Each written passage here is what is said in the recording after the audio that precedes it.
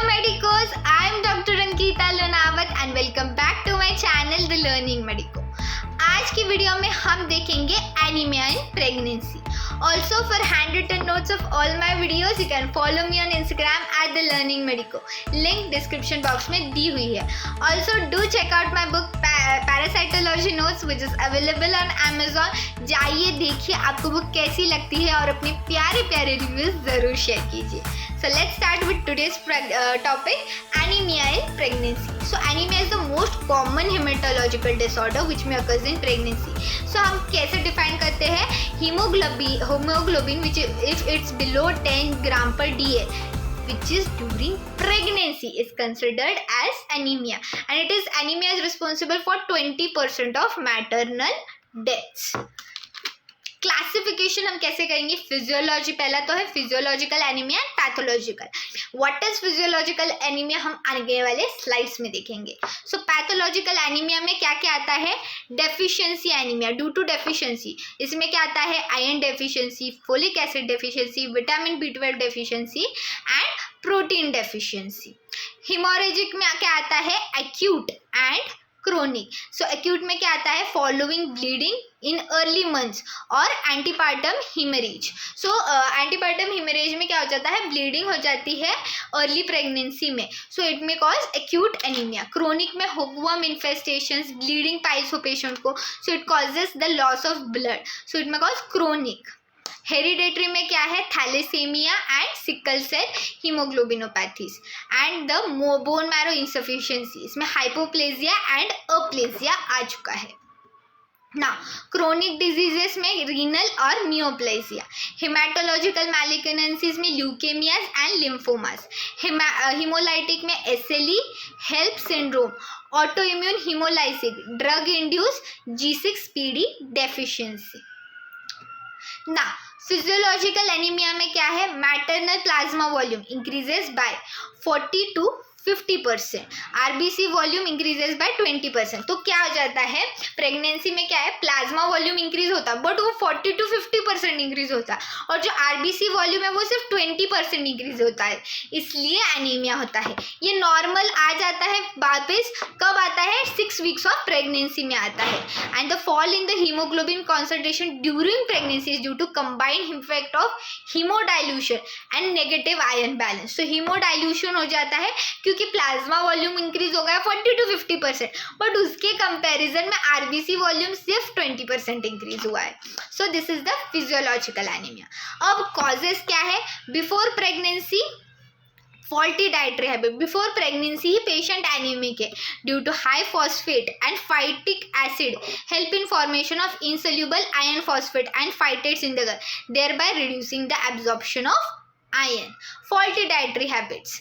Faulty absorption mechanism because of high prevalence of intestinal infestation.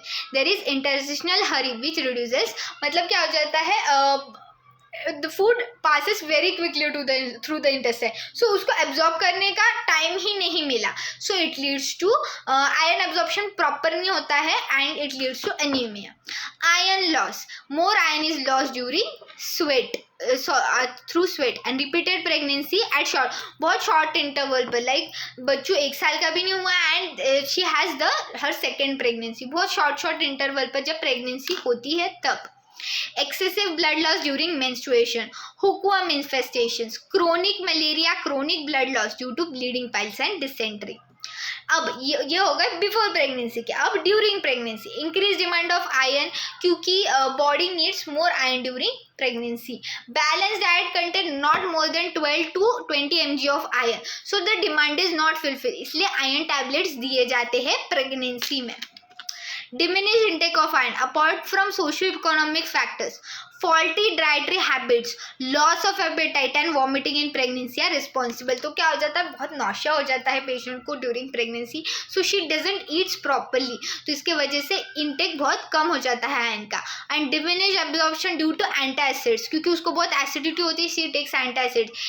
H2 blockers and proton pump inhibitors. They inhibit the iron absorption.